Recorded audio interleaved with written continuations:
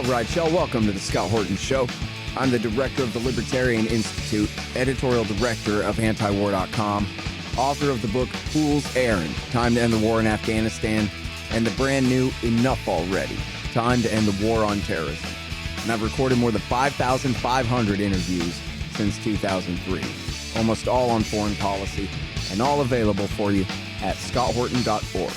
You can sign up for the podcast feed there, and the full interview archive is also available at youtube.com/Scott Horton Show. You guys, on the line, I've got Ted Galen Carpenter. He is senior fellow, of course, at the Cato Institute and a regular contributor at antiwar.com. And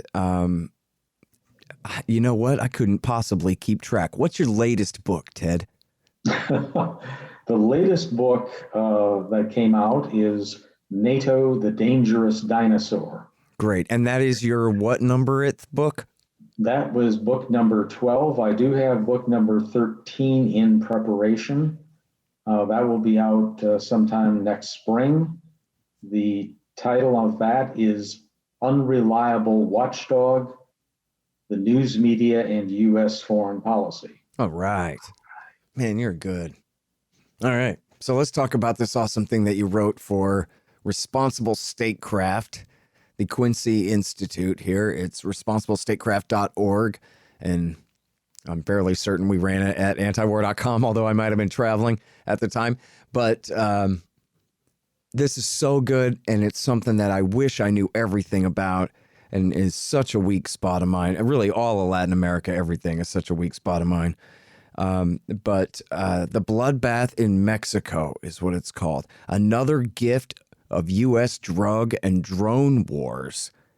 So, outlawing cocaine and heroin and pot has not worked. Is that what you're concluding here? That sounds pretty wild. That is a shocking conclusion, but after due examination and 4 decades of experience, I think it's impossible to reach any other conclusion. We've not only inflicted tremendous harm on our own society by our political leaders adopting that prohibition policy, but the United States government is inflicting great harm on other countries and other societies, including our next door neighbor in Mexico. Mm-hmm. That has created enormous problems of corruption and violence for the people of Mexico. Yeah.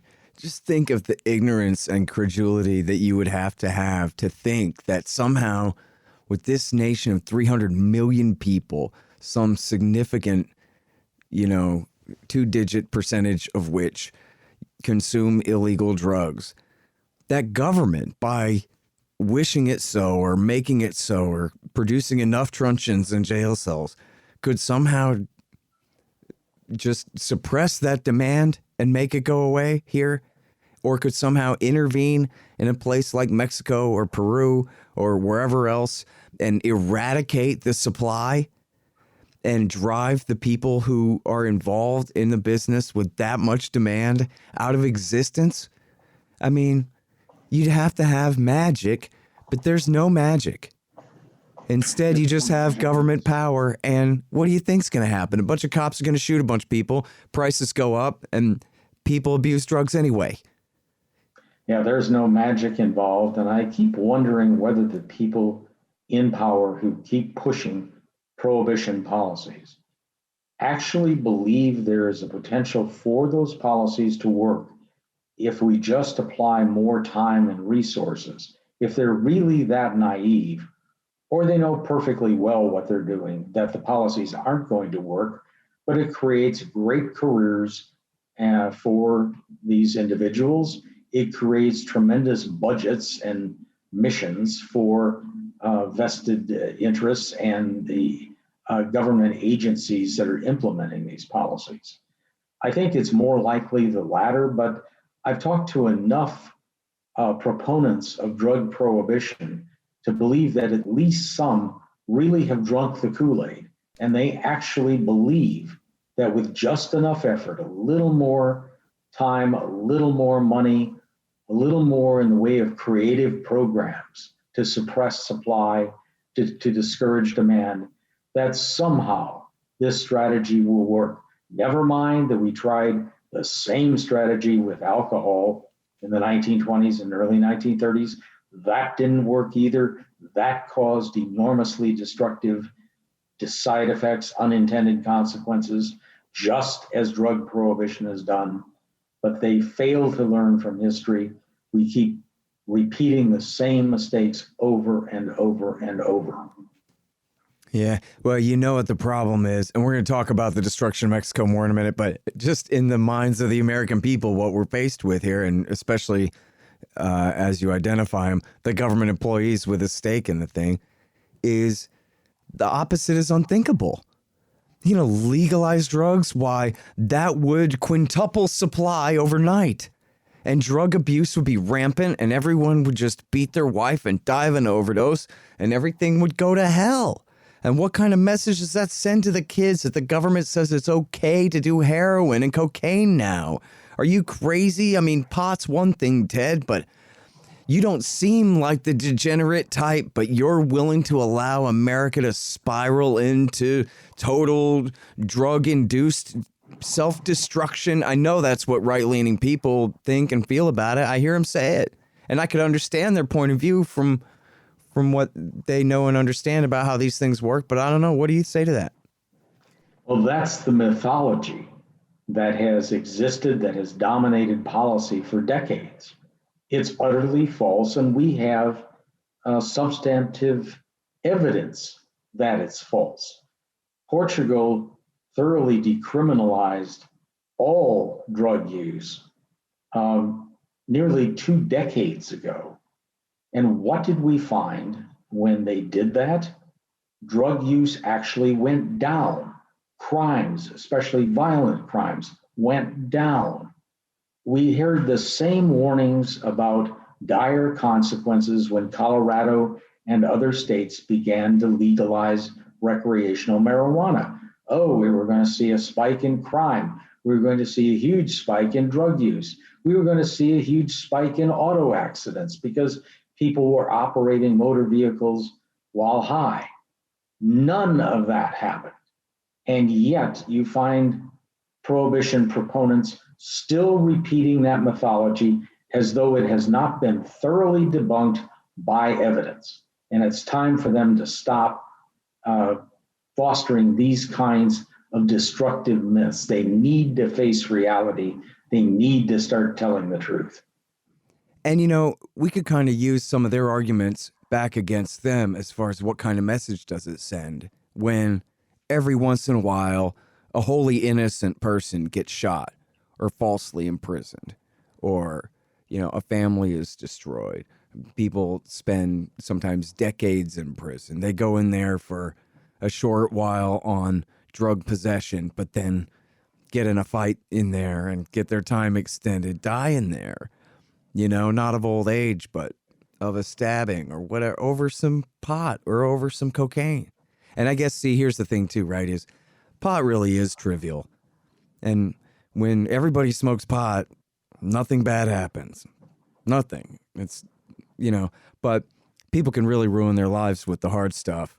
And so that's, part of it, part of the problem too, is it's hard to confront that. I remember, bad example, Ted, but when Bob Barr was running for president, they said to him on Fox News, as a libertarian, I mean, back in 08 in 08, they said, well, look, okay, pot's one thing, but you don't mean to legalize hard drugs, you and these crazy libertarians.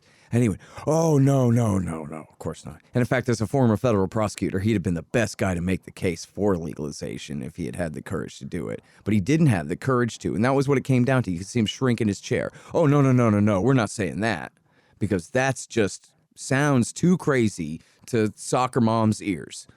And they wouldn't know how to explain that, oh, yeah, no, our heroin problem would be much less worse if we would legalize it. That just sounds too counterintuitive to people. They can't really think it through in steps. It just sounds like you're saying heroin for everyone. Yeah, well, one of the things they're doing is conflating a public health problem, which with hard drugs is very real, with a law enforcement issue. that you can deal with a public health problem by throwing people in prison. Well, that's utter nonsense. And we learned that that wasn't a solution well over a half century ago with respect to alcoholics. And there's no question alcoholism is a very serious public health problem. It remains one, whether it was under prohibition or under our current legalized system. But you don't solve that problem by putting alcoholics in prison. It just makes matters a lot worse. We learned the lesson that putting drug users in prison did not work with alcoholics. We have yet to learn that lesson with respect to currently illegal hard drugs. Hey, y'all, let me tell you about the Libertarian Institute's latest book, What Social Animals Owe to Each Other, by our executive editor, the great Sheldon Richman. For decades, Richman has been explaining libertarianism to the left from the left. He makes a strong case that any honest liberal, progressive, or leftist actually should be libertarians, since in fact it is freedom itself that provides what y'all want. Richman argues the case for liberty and peace, the human spirit and social cooperation, for true liberalism, libertarianism, against the corrupt forces of statism, corporatism, and violence. What Social Animals Owe to Each Other by Sheldon Richman. Now available at libertarianinstitute.org/books. Hey guys, Scott Horton here for Mike Swanson's great book, The War State. It's about the rise of the military-industrial complex and the power elite after World War II, during the administrations of Harry Truman, Dwight Eisenhower, and Jack Kennedy. It's a very enlightening take on this definitive era on America's road to world empire. The War State by Mike Swanson. Find it in the right-hand margin at scotthorton.org. All right, so now, most things in the world are George W. Bush's fault, including this. And I don't know all about it, but I know it was him that told the Mexicans, listen, we demand that you crack down. Here's a bunch of money and guns and, as far as I know, Green Berets to lead them. But we want your military to go to war against these drug cartels. Instead of smashing all the Mexican drug cartels, what happened, Ted? Well, Bush gave that, I don't want to say order, but strong suggestion to Mexico's President Felipe Calderon in 2006. For the next 6 years in his administration, Calderon did wage a very vigorous war on drugs, putting the military in charge of that effort. What happened was violence soared enormously. And when his successor finally backed off a bit from that strategy, the violence leveled off and even ebbed a bit. Then, in about 5 years ago, the United States and Mexico scored a great victory in the war on drugs. They managed to finally apprehend Joaquin El Chapo Guzman, the head of the Sinaloa cartel that controlled about half the trade in Mexico. Well, what happened after this great drug war victory was that the trade fragmented further, turf fights renewed with special vehemence, and the level of violence today is more than twice what it was under Felipe Calderon and his drug war. That is how the situation in Mexico has really spiraled out of control.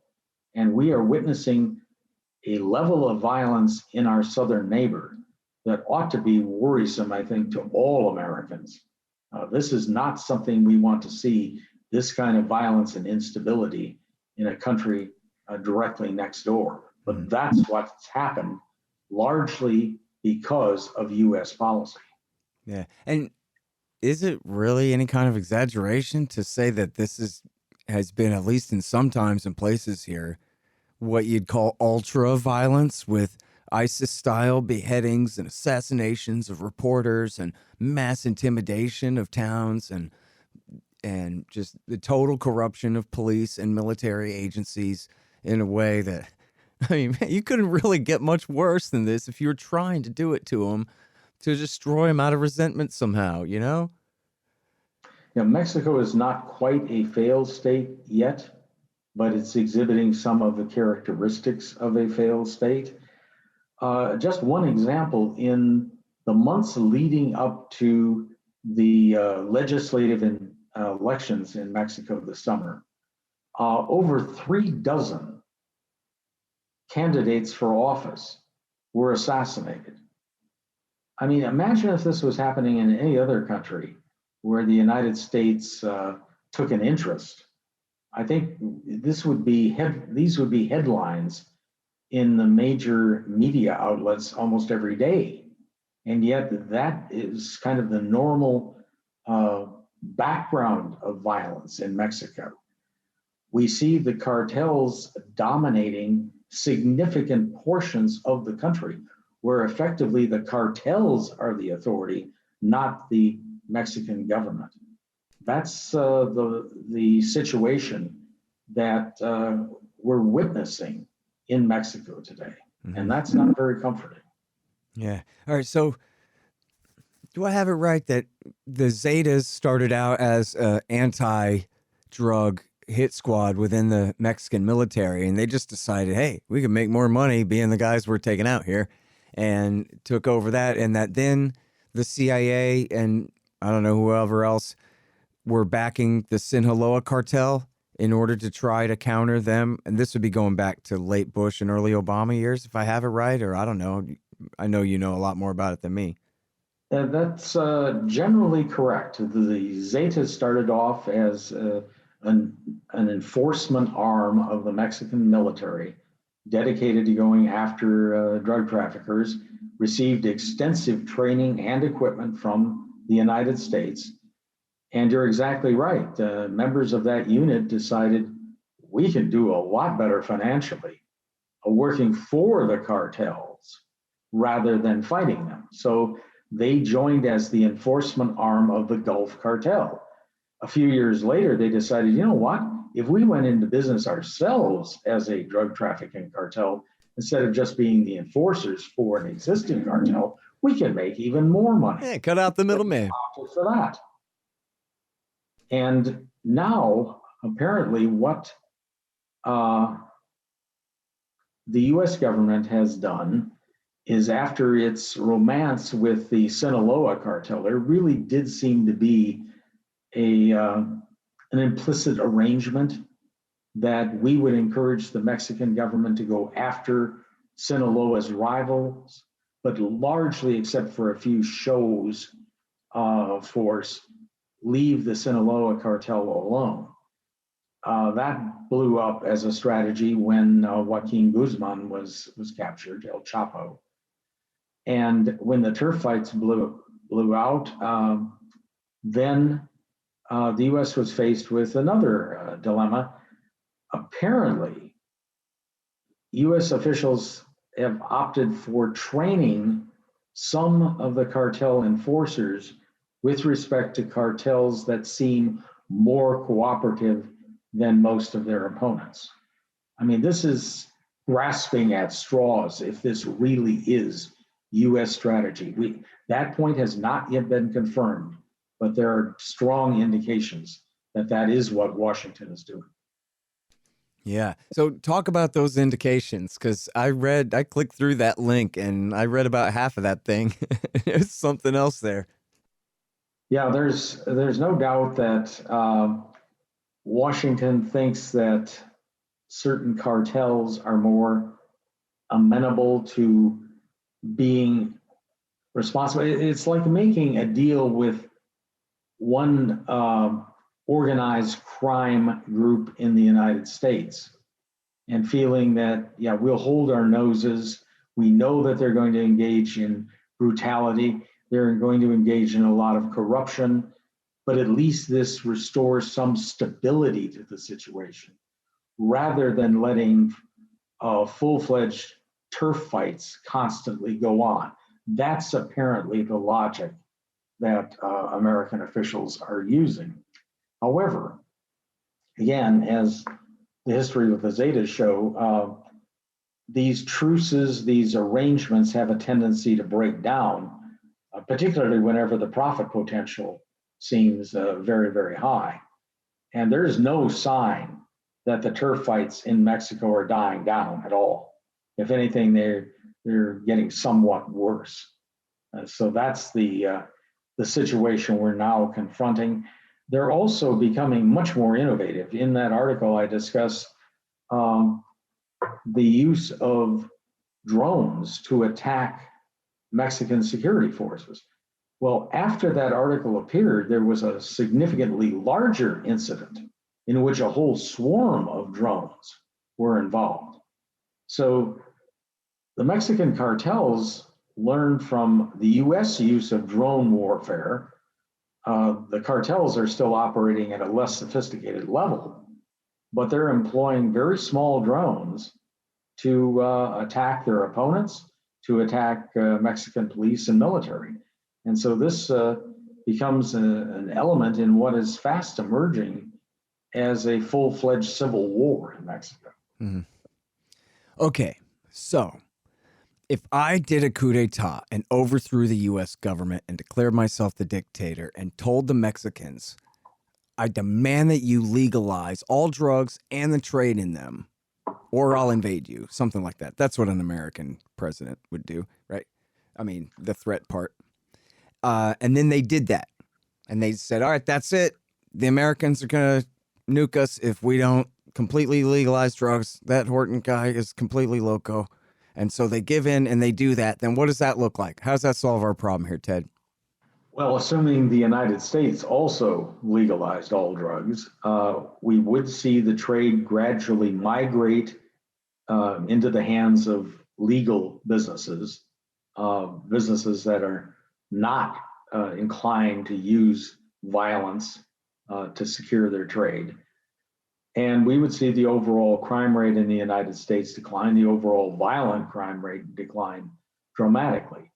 However, I do want to point out that once violence-prone criminal organizations are entrenched thoroughly, as they are in Mexico, even if we legalized all drugs, even if Mexico legalized all drugs, those criminal organizations are not going to disappear overnight. They have acquired a great deal of power. They have exploited some other sources of revenue, such as stealing oil supplies, tapping oil pipelines, kidnapping for ransom, extortion, and so on. So just as organized crime still exists in the United States and would exist even absent drug prohibition merely makes that problem worse. It greatly empowers those organizations, but they still would exist. They would still cause some problems, even with a legalized system with regard to drugs. Once they've acquired that kind of power, it does not disappear overnight. It declines under a legalized system, but it does not disappear. Yeah, in fact, that's the most convincing argument for keeping drugs at least mildly illegal and in the black market was to give criminals something to do rather than just mugging people, which is a worse way for them to make money. Yeah, unfortunately, it perpetuates the problem. It doesn't really solve it to go down that route. Legalization requires biting the bullet, and the short-term pain is going to be significant. It's not a panacea to legalize drugs, but it's certainly a much, much better system than what we have now. Yeah, and it's taken the drug war to make it this way. That part is totally unavoidable. It's about as bad as you could make it at this point, it sounds like. And then, our officials took a bad strategy and made it worse and worse and worse. Mm-hmm. And then this goes to the point about the crisis of immigration here too, where we have essentially this massive pro-immigration program in the form of drug wars and right-wing backed, U.S.-backed coups in Latin America, still to this day, like it's the old days still, which I guess it still is.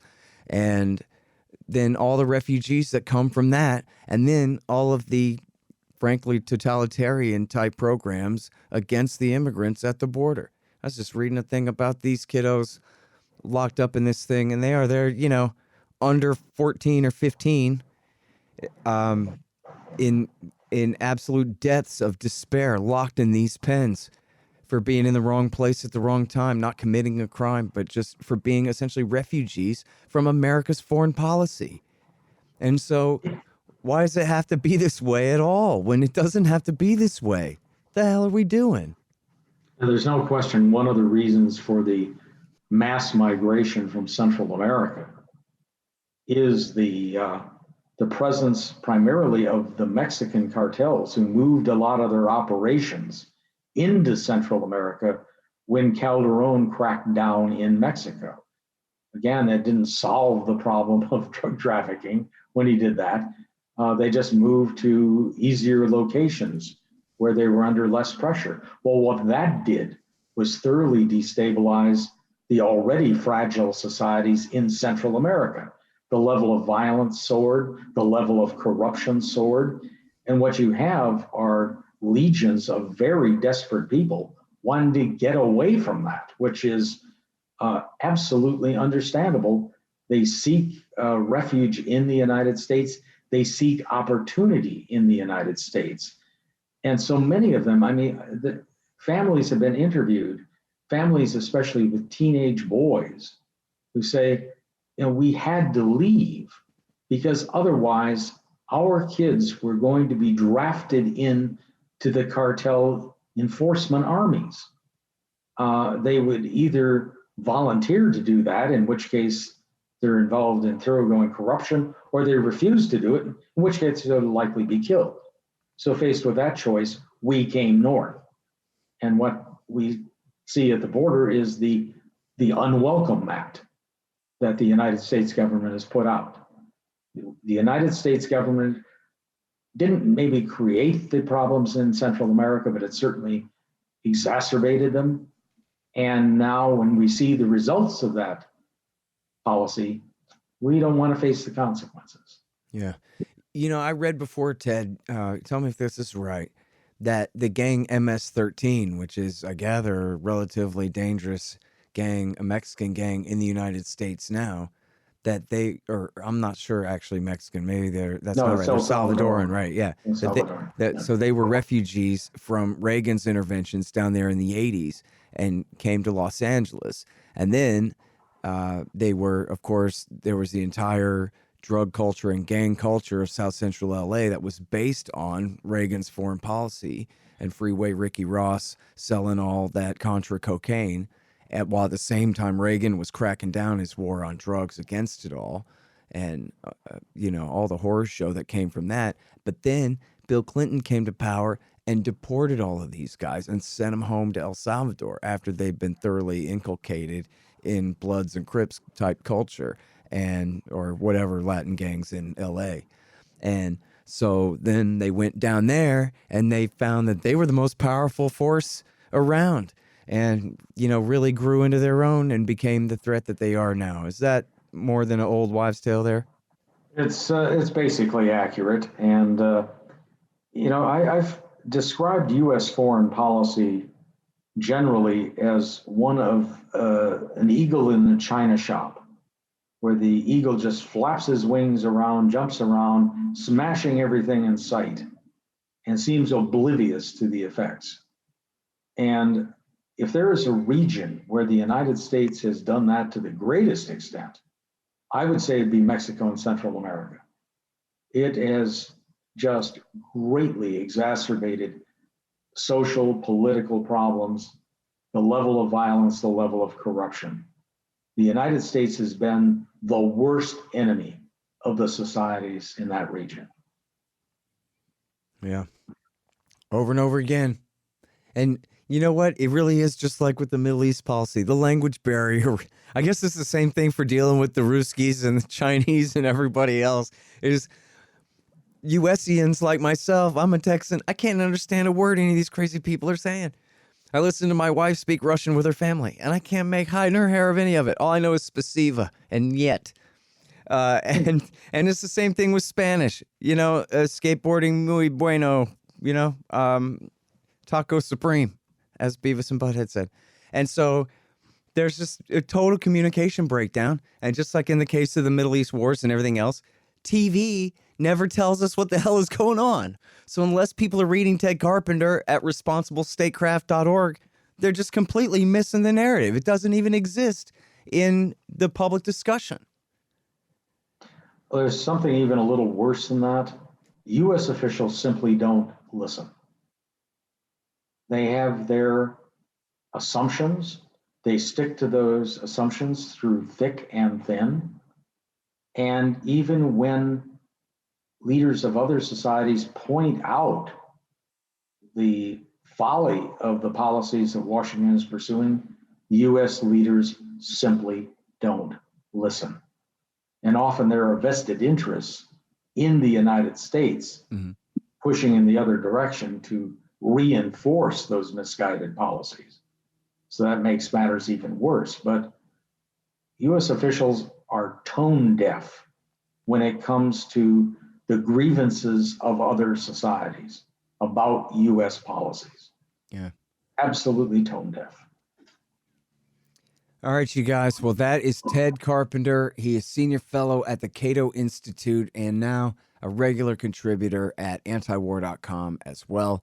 And again, you can find this article at responsiblestatecraft.org. It's called Bloodbath in Mexico, Another Gift of U.S. Drug and Drone War. Oh, you know what? I got to ask you one more thing about that. Nobody cares if I screw up the outro. Hey, so I read a thing where they quoted some congressman who apparently is interested in this, and he says, I'm completely paraphrasing badly, that, game is up for the American empire, Pax Americana is over because of drones, because of swarming drones that essentially make the entire American military obsolete in anybody else's country. Wherever, our fighter jets and whatever it is, we got to land them somewhere. And then, so that's it. Your ships at sea are obsolete. Your planes in the sky are obsolete. And your infantry divisions are obsolete because of swarming drones. And if it isn't this year, it's in 2023. They'll be in the hands of not just the Mexican drug lords, but any violent group on the planet wants to use them, and certainly national governments who want to keep the U.S. out, and that it completely changes the balance of everything. So what do you think about that? I think that's a bit of an exaggeration, but the emergence of small drones that can operate in swarms will greatly complicate things for the U.S. military. It already has, and that's likely to get worse. I don't know if that means the end of the U.S. empire. That seems a premature conclusion as far as I'm concerned, but it's certainly going to complicate matters. Yeah. All right. Well, and you know what? I was paraphrasing, but I'm pretty sure that was what he was saying. Like, this means an entire rethink of our global posture. We just got to give it all up, like something along those lines. And you know what? I should have written down that congressman's name. Sounds important now that I think about it. I'll have to look that up again. But anyway, thank you, Ted. Appreciate it so much. Yeah, no problem. Thank you very much, Scott. All right, you guys. Ted Carpenter. The Scott Horton Show, Anti-War Radio, can be heard on KPFK 90.7 FM in LA, APSradio.com, antiwar.com, scotthorton.org, and libertarianinstitute.org.